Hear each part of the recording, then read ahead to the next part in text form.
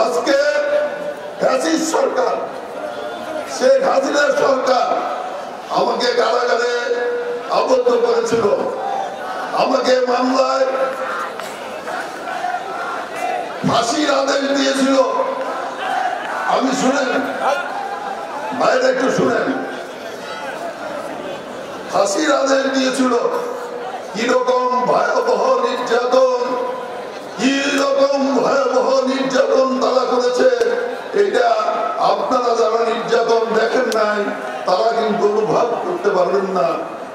আমাদেরকে রিমান্ডে নিয়ে অমানসিক অত্যাচার করেছে। প্রিয় বন্ধুগণ, আপনারা শুনলে অবাক হয়ে যাবেন যে আমি একজন মন্ত্রী ছিলাম, আমি বিএনপির কেন্দ্রীয় নেতা, সংগ্রাম করে আজকে এই পর্যন্ত এসেছি, সংসদ সদস্য ছিলাম। আমাকে যে নির্যাতন করেছে আপনাদের সামনে বর্ণনা করতে গেলে আপনারা কিভাবে সেটা গ্রহণ করবেন জানি না। আমি আমার সেই নির্যাতনের কাহিনী বলতে চাই না, শুধু একটি কথা বলতে চাই।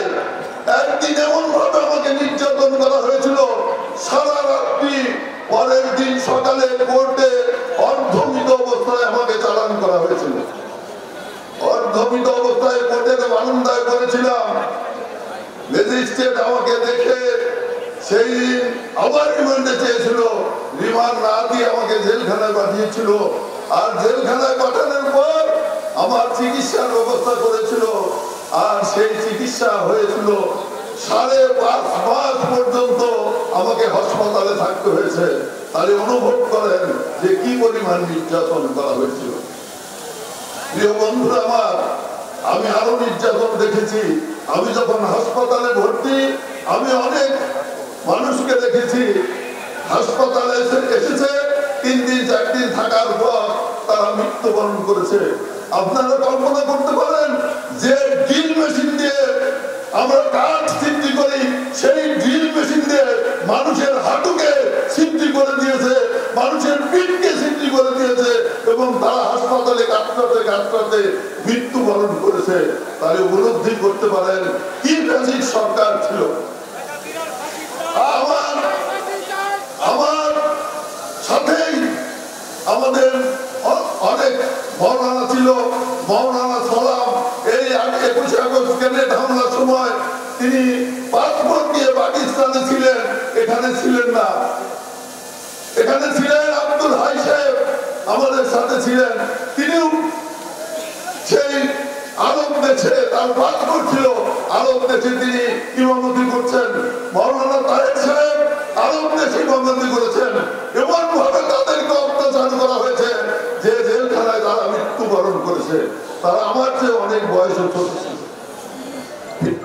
প্রিয় বন্ধুগণ, যখন আমাদেরকে 18 সালে ফাঁসি দেওয়া হইল, ফাঁসির আদেশ দেওয়া হইল, সেই ফাঁসির আদেশ দেওয়ার পরে কন্ডেম সেলে আমাদেরকে রাখা হয়েছিল। কন্ডেম সেল সম্পর্কে আপনাদের ধারণা আছে কিনা জানি না। কন্ডেম সেলে রাখা হয়েছিল। সেই কন্ডেম সেলে আমাদের উপরে কন্ডেম সেলে নির্যাতন করা হয়েছে, নিপীড়ন করা হয়েছে। দীর্ঘ 6 বছর এক দিন রাত্রে দেখেছি আমার পাশের রুম, তার পাশের রুম থেকে মানুষকে নিয়ে ফাঁসির আকাশকে ঝুলানো হচ্ছে। তখন আমাদের অন্তরটা কি মন করেছে আপনারা নিজেরা উপলব্ধি করেন। প্রিয় বন্ধুগণ, এইভাবে নির্যাতন করতে করতে 20 সাল থেকে 24 সালে সরকার পতনের আগ পর্যন্ত আমার পরিবারের সাথে পর্যন্ত একটি লোককেও দেখা করতে দেওয়া হয় নাই।